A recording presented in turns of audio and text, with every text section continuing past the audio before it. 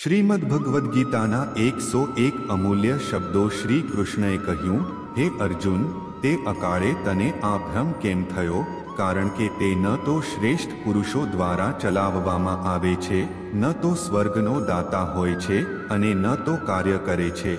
તેથી હે અર્જુન, નપુંસકતા ન પામો, હૃદયની ક્ષુલ્લક નબળાઈને છોડીને યુદ્ધ માટે ઊભા થાઓ. તું જુસ્સાને લાયક ન હોય તેવા માણસ માટે શોક કરે છે અને જ્ઞાનીઓને શબ્દો ઉચ્ચાર કરે છે, પણ જેમનું જીવન જતું રહ્યું છે, જેમની પાસે જીવન નથી, તેમના માટે પણ, હે અર્જુન, જેને જીવન નથી તે ઋષિમુનિઓને ગમતું નથી, જે ઇન્દ્રિયો શીત, ગરમી, આનંદ અને પીડા આપે છે અને પદાર્થોના સંયોજનની ઉત્પત્તિ નાશવંત અને અસ્થાયી છે, માટે તેને સહન કરો. જે એક છે, જે આત્માને મૃત માને છે અને જે તેને મૃત માને છે, તે બંને જાણતા નથી, કારણ કે આ આત્મા વાસ્તવમાં ન તો કોઈને મારી નાખે છે અને ન તો કોઈની હત્યા કરે છે. આ આત્મા કોઈના કાળમાં જન્મતો નથી કે મૃત્યુ પામતો નથી અને ફરીથી જન્મ લેવાનો છે, કારણ કે આ જન્મેલું નૃત્ય સનાતન પ્રાચીન છે. ભલે શરીરનો વધ થાય કે ન થાય, આ આત્માને જન્મ આપનાર માણસ નાશવંત, શાશ્વત, અજન્મા અને અવિનાશી છે. તે વ્યક્તિ કોઈને કેવી રીતે મારી નાખે છે અને તે કોને કેવી રીતે મારી નાખે છે? શસ્ત્રો આ આત્માને કાપી શકતા નથી, અગ્નિ તેને બાળી શકતા નથી, પાણી તેને ઓગાળી શકતું નથી અને પવન તેને સૂકવી શકતો નથી. પરંતુ જો તમે આત્માને શાશ્વત માનો તો પણ જન્મેલા અને સનાતન મૃત્યુ પામનાર, હે મહાન શસ્ત્રધારી, તો આવા કાર્યો કરવા યોગ્ય નથી. હે અર્જુન, આ આત્મા હંમેશા દરેકના શરીરમાં વિદ્યમાન છે, તેથી તમે બધા જીવો માટે શોક કરવા યોગ્ય નથી. કાં તો યુદ્ધમાં માર્યા જવાથી સ્વર્ગ પ્રાપ્ત થશે અથવા યુદ્ધમાં જીતીને પૃથ્વીનું રાજ્ય ભોગવશો. માટે હે અર્જુન, જીત, હાર અને સુખદુઃખને સમાન ગણીને યુદ્ધ માટે તૈયાર થાઓ. તો યુદ્ધમાં જાવ, તૈયાર થઈ જાવ. આવી રીતે લડવાથી તમને પાપ નહીં મળે, તમને ફક્ત તમારું કામ કરવાનો અધિકાર છે, તેના ફળમાં ક્યારેય નહીં. માટે તું તારા કર્મોના ફળનું કારણ ન થા અને તારા અકર્મમાં આસક્ત ન થા. હે અર્જુન, જેમનામાં કાળ કે પુરુષે મનની બધી ઈચ્છાઓનો સંપૂર્ણ ત્યાગ કર્યો છે અને તૃપ્ત છે આત્મામાં સ્વ, તે સમયે તે સ્થિત પ્રજ્ઞા કહેવાય છે, જે દુઃખની પ્રાપ્તિ પછી પણ ચિંતા કરતો નથી, જે આનંદની પ્રાપ્તિમાં સંપૂર્ણપણે અસ્વસ્થ છે અને જેની આસક્તિ ભય અને ક્રોધનો નાશ થઈ ગયો છે. આવા ઋષિ સ્થિર બુદ્ધિ ધરાવનાર કહેવાય છે. તેથી જ સાધકે મારી આત્મા બનીને એ બધી ઇન્દ્રિયોને કાબૂમાં રાખીને ધ્યાને બેસવું જોઈએ, કારણ કે જેની ઇન્દ્રિયો વશમાં છે તેની બુદ્ધિ સ્થિર છે. જે વ્યક્તિ વસ્તુઓનું ચિંતન કરે છે તે વસ્તુઓમાં આસક્ત થાય છે. આસક્તિથી તે વસ્તુઓની ઈચ્છા ઉત્પન્ન થાય છે અને જ્યારે ઈચ્છા વિક્ષેપિત થાય છે ત્યારે ક્રોધ ઉત્પન્ન થાય છે. ક્રોધમાંથી અત્યંત મૂર્ખ લાગણીઓ ઉદ્ભવે છે. મૂર્ખ ભાવનાઓમાંથી સ્મૃતિઓ ઉત્પન્ન થાય છે. જ્યારે મનમાં મૂંઝવણ હોય છે, જ્યારે આ સ્મૃતિમાં મૂંઝવણ થાય છે, ત્યારે બુદ્ધિ એટલે કે જ્ઞાનની શક્તિનો નાશ થાય છે અને જ્યારે બુદ્ધિનો નાશ થાય છે અથવા વ્યક્તિ તેના પદ પરથી પડી જાય છે, ત્યારે પૂર્ણતા સાથે જીવવા માટે બીજાના જીવનનું અનુકરણ થાય છે. આપણા ભાગ્યને અપૂર્ણ રીતે જીવવું વધુ સારું છે. જે કોઈ સારા કાર્યો કરે છે તેનો ક્યારેય ખરાબ અંત નથી આવતો, ભલે તે અહીં હોય કે પછીની દુનિયામાં. લાંબા અભ્યાસથી જે આનંદ મળે છે તે દુઃખના અંત તરફ દોરી જાય છે, જે પહેલા ઝેર સમાન છે પરંતુ અંતમાં અમૃતની જેમ. આવા સુખ મનની શાંતિથી ઉત્પન્ન થાય છે. મન વ્યક્તિત્વની એ જ જૂની રીઢો પેટર્નનું પુનરાવર્તન કરે છે. જો કે મનને તાલીમ આપીને વ્યક્તિ પગલાં લેવાનું શીખી શકે છે અને જૂના વિચારોને બદલવાનું શીખી શકે છે. આ યોગનો કેન્દ્રીય સિદ્ધાંત છે. આપણે નિઃસ્વાર્થ ભાવનાથી કાર્ય કરવું જોઈએ. કૃષ્ણ કહે છે, અહંકાર સંડોવણી વિના અને વસ્તુઓ આપણે ઈચ્છીએ છીએ તે રીતે ચાલે છે કે કેમ તેની ચિંતા કર્યા વિના, તો પછી આપણે કર્મના ભયંકર જાળમાં નથી. આપણે આપણા કર્તવ્યોનો ત્યાગ કરીને કર્મમાંથી છટકી જવાની આશા રાખી શકતા નથી. સંસારમાં ટકી રહેવા માટે આપણે કર્મ પણ કરવા જોઈએ. કેટલાક ધ્યાનથી બુદ્ધિ દ્વારા હૃદયમાં ભગવાનને સમજે છે, કેટલાક જ્ઞાનયોગ દ્વારા અને અન્ય કાર્યોના યોગ દ્વારા. જો કે કેટલાક લોકો બ્રહ્મને સમજી શકતા નથી, પરંતુ બીજા પાસેથી સાંભળીને પૂજા કરે છે. તેઓએ સાંભળ્યું છે એવી તેમની દ્રઢ માન્યતા દ્વારા તેઓ મૃત્યુને પણ જીતી લે છે. મારા પ્રત્યે સદા ધ્યાન રાખજો, મારી પૂજા કરો, મને દરેક કાર્ય અર્પણ કરો, પછી તમે મારી પાસે આવો. હું વચન આપું છું, કારણ કે તમે મને પ્રિય છો. જૂનો કોટ ઉતારવા કરતાં પીડાદાયક મૃત્યુ એટલું પીડાદાયક નથી. આપણું પોતાનું અને આપણું વિશ્વ આપણે જે માનીએ છીએ તેના દ્વારા ઘડાય છે, અને વિચારીએ છીએ અને કાર્ય કરીએ છીએ. પછી ભલે તે સારા માટે હોય કે ખરાબ. અપરિપક્વ લોકો માને છે કે જ્ઞાન અને ક્રિયા અલગ છે, પરંતુ સમજદાર લોકો તેમને એક માને છે. જો તે જે કરે છે તેના પરિણામોમાં તે ભાવનાત્મક રીતે ફસાઈ ન જાય તો તેનો ચુકાદો વધુ સારો રહેશે અને તેની દ્રષ્ટિ વધુ સ્પષ્ટ થશે. કૃષ્ણ આ વિચાર રજૂ કરે છે. માન્ય છે કે તે બધી સ્વાર્થી ઈચ્છાઓ પર કાબૂ મેળવવા માટે પૂરતું નથી. સ્વત્વને વશ કરવું પણ જરૂરી છે, અને અહંકાર ક્રિયાઓ મને વળગી રહેતી નથી, કારણ કે હું તેમના પરિણામો સાથે જોડાયેલ નથી. જેઓ તેને સમજે છે અને તેનું પાલન કરે છે તે સ્વતંત્રતામાં રહે છે. જ્યારે તમારું મન દ્વૈતના ભ્રમથી મુક્ત હશે, ત્યારે તમે જે સાંભળો છો અને જે સાંભળ્યું છે તેના પ્રત્યે તમે શુદ્ધ ઉદાસીનતાની સ્થિતિ પ્રાપ્ત કરશો. કર્મનો નિયમ સ્પષ્ટપણે જણાવે છે કે જો કે આપણે જોઈ શકતા નથી જોડાણ, આપણે ખાતરી કરી શકીએ છીએ કે આપણી સાથે જે કંઈ પણ થાય છે, સારું અને ખરાબ, એક વખત આપણે જે કંઈ કર્યું છે અથવા વિચાર્યું છે તેમાંથી ઉદ્ભવ્યું છે. આપણી સાથે જે થાય છે તેના માટે આપણે પોતે જ જવાબદાર છીએ. પછી ભલે આપણે તેને સમજીએ કે ન સમજીએ, તે આપણી જાતને બદલીને અનુસરે છે. આપણી સાથે જે થાય છે તે આપણે બદલી શકીએ છીએ. આપણે આપણા ભાગ્યને આપણા પોતાના હાથમાં લઈ શકીએ છીએ. ભગવાનની છબી તમામ માનવજાતમાં અનિવાર્યપણે અને વ્યક્તિગત રીતે જોવા મળે છે. દરેક પાસે તે સંપૂર્ણ અને અવિભાજિત છે, જે ભગવાનની મૂર્તિ છે અને આપણા સમગ્ર અસ્તિત્વનો સ્ત્રોત છે. જ્યારે મન સતત ભટકતી ઇન્દ્રિયોની પાછળ દોડે છે, ત્યારે તે પવનની જેમ જ્ઞાનને દૂર ભગાડે છે. માણસને આગલો જન્મ તેની વાસના મુજબ મળે છે. આ દુનિયા દરેક સળિયા બદલતી રહે છે, અને બદલાતી વસ્તુ અવાસ્તવિક છે. જીવન ન તો ભવિષ્યમાં છે કે ન ભૂતકાળમાં, જીવન માત્ર આ જ ક્ષણમાં છે. જો એક સત્ય આપણે તેને હૃદયમાં લઈ લઈએ કે આપણે ન તો ભવિષ્ય જોઈ શકીએ છીએ અને ન તો ભવિષ્ય બનાવી શકીએ છીએ, આપણે ધીરજ અને હિંમતથી જ દુનિયાને સ્વીકારી શકીએ છીએ, ભવિષ્યને આવકારી શકીએ છીએ, તો શું જીવનની દરેક ક્ષણ જીવવા યોગ્ય છે? તે ભરાઈ જશે નહીં. આપણે બધા જાણીએ છીએ કે જ્ઞાનની પ્રાપ્તિ સમર્પણને કારણે છે, પરંતુ શું આપણે ક્યારે સમર્પણના વાસ્તવિક મહત્વ વિશે વિચાર્યું છે?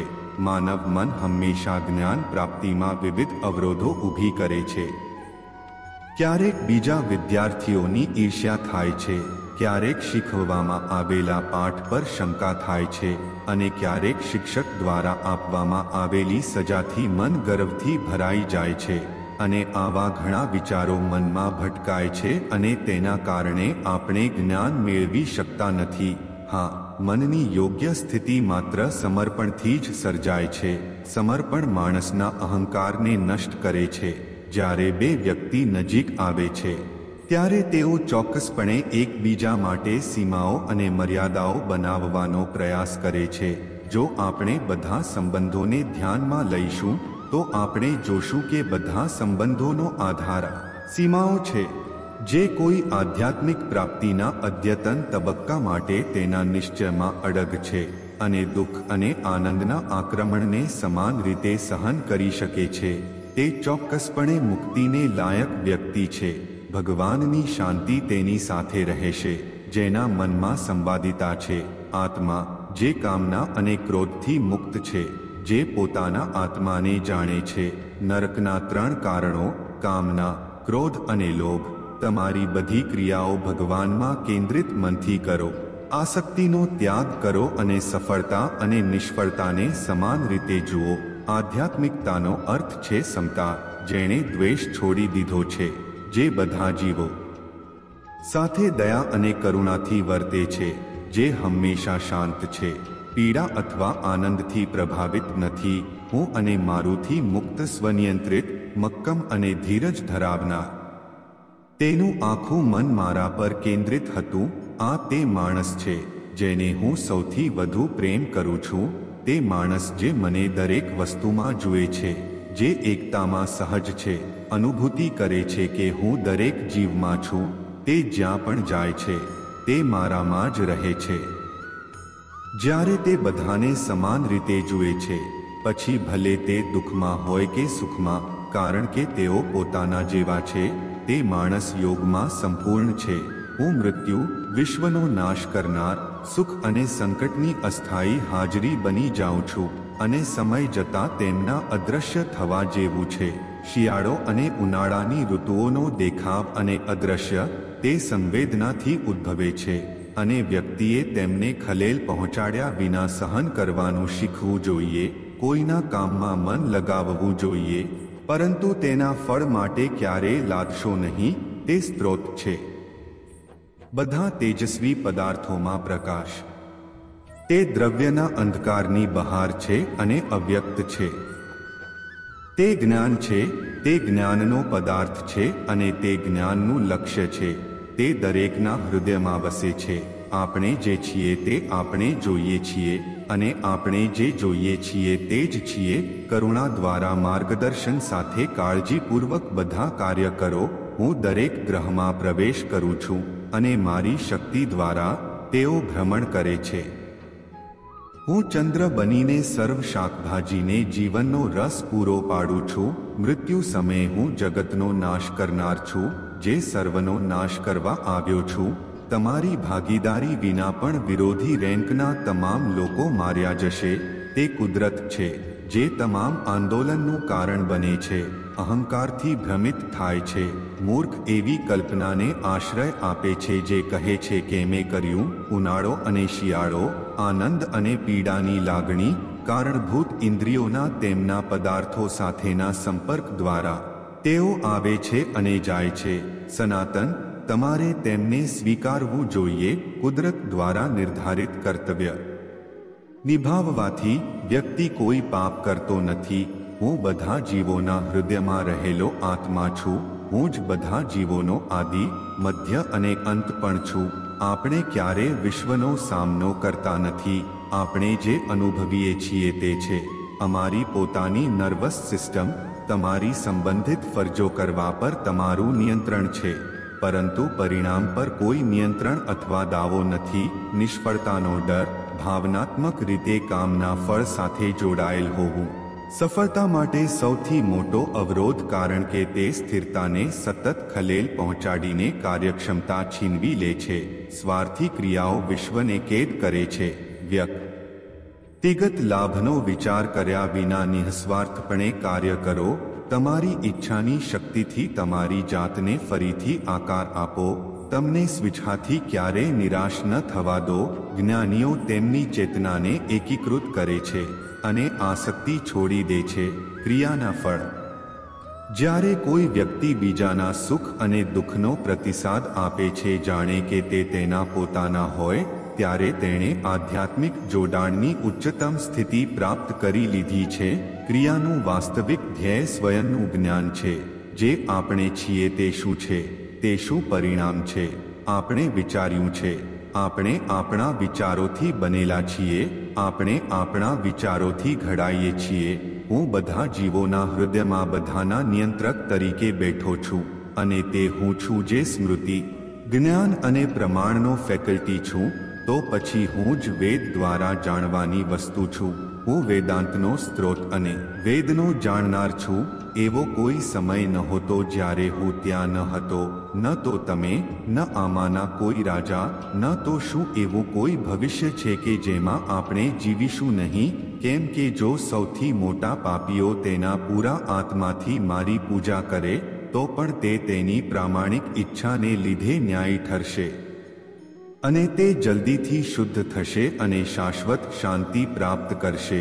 કારણ કે આ મારું વચન છે કે જે મને પ્રેમ કરે છે તે નાશ પામશે નહીં. ઇન્દ્રિયોની દુનિયામાં કાલ્પનિક આનંદની શરૂઆત છે અને અંત અને દુઃખનો જન્મ થાય છે. તમારી ઇન્દ્રિયોને કાબૂમાં રાખવાને બદલે તમારી જાતને એકલા રહેવા દો. જે આપણે એકબીજા માટે બનાવીએ છીએ, અને જો અજાણતા કોઈ અન્ય વ્યક્તિ સીમાઓ તોડી નાખે છે તો તે જ ક્ષણે આપણું હૃદય ગુસ્સાથી ભરાઈ જાય છે. આ સીમાઓનું વાસ્તવિક સ્વરૂપ શું છે તમારી પાસે છે? ક્યારે વિચાર્યું છે? મર્યાદાથી આપણે અન્ય વ્યક્તિને નિર્ણય લેવા દેતા નથી, તે વ્યક્તિ પર આપણો નિર્ણય લાદી દે છે. એટલે કોઈની સ્વતંત્રતાનો ઇનકાર કરો, અને જ્યારે સ્વતંત્રતા નકારી કાઢવામાં આવે છે ત્યારે તેનું હૃદય દુઃખથી ભરાઈ જાય છે. અને જ્યારે તે સીમાઓ તોડે છે ત્યારે આપણું હૃદય ગુસ્સાથી ભરાઈ જાય છે.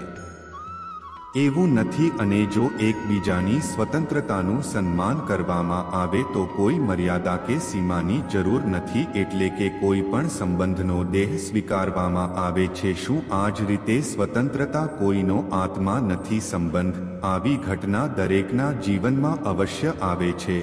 દિલમાં સત્ય કહેવાનો નિશ્ચય હોય છે, પણ સત્ય મોઢેથી નીકળતું નથી. મનમાં કોઈક ડર ઘેરાઈ જાય છે. કોઈ ઘટના કે ઘટના વિશે વાત કરો તો શું કરવું? તો પછી જો તમે તમારાથી ભૂલ કરો છો તો શું તેના વિશે કંઈક કહેવું સાચું છે? ના, આ માત્ર હકીકત છે.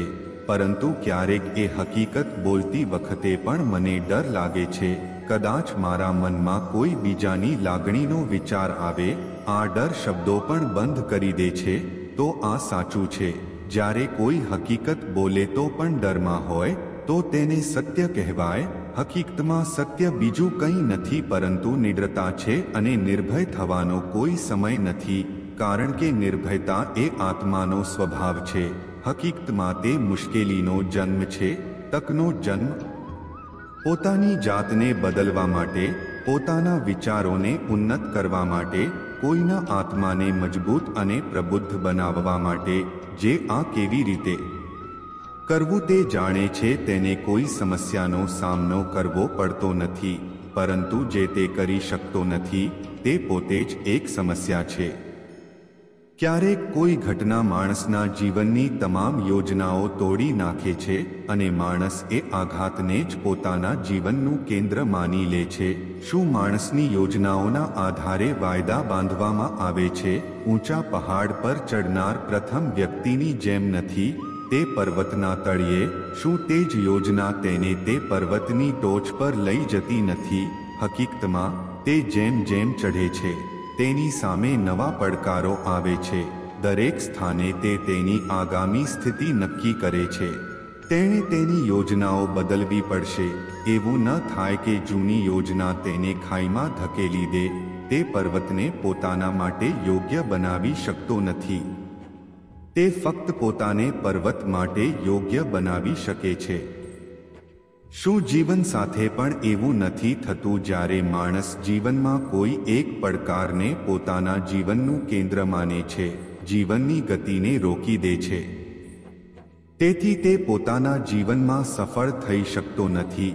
કે સુખ અને શાંતિ કેવી રીતે મેળવવી તે જાણતો નથી. એટલે કે જીવનને પોતાને લાયક બનાવવાને બદલે પોતાને જીવનને લાયક બનાવવું એ સફળતા અને સુખનો એકમાત્ર રસ્તો નથી. શું તે પરીક્ષામાં સફળ થવા માટે નથી કરતો? વર્તુળોમાં દોડે છે, પરંતુ જ્યારે તેનું કામ કરતું નથી ત્યારે તે છેતરપિંડી કરે છે. જેમ કે જ્યારે તમે તમારા બાળપણમાં પરીક્ષા આપવા જતા હતા ત્યારે શું થતું હતું? તમે સાચા નથી, પણ સફળતા મેળવવા માટે કોઈને કે કંઈક છેતરીને પાસ થઈ જાય છે. પણ જીવનની કસોટી એવી નથી હોતી. જે છેતરે છે તે જીવનમાં સફળ નથી થતો, કારણ કે શાળામાં બધાના પ્રશ્નો સરખા હોય છે, પણ જીવનમાં પ્રશ્નો જીવન એવું નથી. પેપર અને તેની મુશ્કેલીઓ દરેક માટે અલગ અલગ હોય છે. ચોક્કસ તેના જવાબો અલગ અલગ હશે. તેથી જો તમારે જીવનમાં સફળતા જોઈતી હોય તો નકલ ન કરો, તમારા પોતાના પ્રશ્નોના જવાબ શોધો. સફળતા તમારી જ હશે. જ્યારે આપણે ધ્યેય હાંસલ કરી શકતા નથી ત્યારે આપણે નિષ્ફળ થતા નથી. જ્યારે આપણે પ્રયત્ન કરવાનું બંધ કરીએ છીએ ત્યારે આપણે નિષ્ફળ જઈએ છીએ. તેથી પ્રયાસ કરતા રહો અને હાર ન માનો, કારણ કે જે દિવસે તમે હાર સ્વીકારવાનું બંધ કરશો, જીત તમારા પગ પર હશે. જો તમે આગળ વધવા માંગતા હોવ તો આગળ વધો. પછી તમારા પ્રિયજનોને ટેકો આપો, પરંતુ ટેકો આપતા પહેલા તમારે ઓળખવું જોઈએ કે તમારા કોણ છે. તમારા કોણ છે જેમની સાથે તમારા લોહીના સંબંધો છે, અથવા તમારા મિત્રો. તમારા તે છે જેઓ અમને સારા કાર્યમાં મદદ કરે છે, અમને આગળ વધવા માટે પ્રેરણા આપો. આગળ વધો, અમારો સાથ આપો. અને જેમના સમર્થનથી સમાજનો નાશ થાય છે, ધર્મને નુકસાન થાય છે, તેઓ નજીક હોવા છતાં પણ નજીક નથી રહેતા. તેથી તમારા પ્રિયજનોની વ્યાખ્યા પસંદ કરતી વખતે તમને ટેકો આપનારાઓને તમારા પોતાના માનો. અજ્ઞાનનો માર્ગ. જે થયું સારા માટે થયું. જે થઈ રહ્યું છે તે સારા માટે થઈ રહ્યું છે. જે થશે તે પણ સારા માટે જ થશે. તમને કામ કરવાનો અધિકાર છે, પણ કામના ફળ પર ક્યારેય નહીં. પરિવર્તન એ સૃષ્ટિનો નિયમ છે. તમે પડવારમાં કરોડપતિ કે ગરીબ બની શકે છે. આત્મા ન તો જન્મે છે અને ન મૃત્યુ પામે છે. તમે ખાલી હાથે આવ્યા છો અને ખાલી હાથે જ જશો. વાસના, ક્રોધ અને લોભ એ આત્મવિનાશકારી નરકના 3 દરવાજા છે. માણસ વિશ્વાસથી બનેલો છે. તે સમજે છે, તેથી તે છે. જ્યારે ધ્યાન પર નિપુણતા પ્રાપ્ત થાય છે ત્યારે મન પવનવિહીન અવકાશમાં દીવાની જ્યોતની જેમ અચળ રહે છે, જે આપણને આપણા ધ્યેય તરફ દોરી જાય છે. અવરોધો દ્વારા નહીં, પરંતુ ધ્યેયનો સ્પષ્ટ માર્ગ દૂર રાખવામાં આવે છે. શાંતિ. આશાનો અંત આવે ત્યારે શરૂ થાય છે, દુષ્ટતાનો અંત આવે છે. પ્રેમ, સહિષ્ણુતા અને નિસ્વાર્થતાનો આચરણ થવો જોઈએ, પરંતુ દરેકના લોભ માટે નહીં. તમે જે બદલાવને લાયક છો તેનાથી ક્યારેય ડરશો નહીં. જીવવાનો એકમાત્ર સાચો રસ્તો છે વર્તમાનમાં જીવવું. મિત્રો, ભગવાન કૃષ્ણના વિચારોથી તમે કેટલા મોટિવેટ થયા તે કમેન્ટના માધ્યમથી અમને જણાવશો. અને અમારી ચેનલને સબસ્ક્રાઇબ અને સાથે સાથે બેલ આઇકન પણ પ્રેસ કરો. જય શ્રી કૃષ્ણ.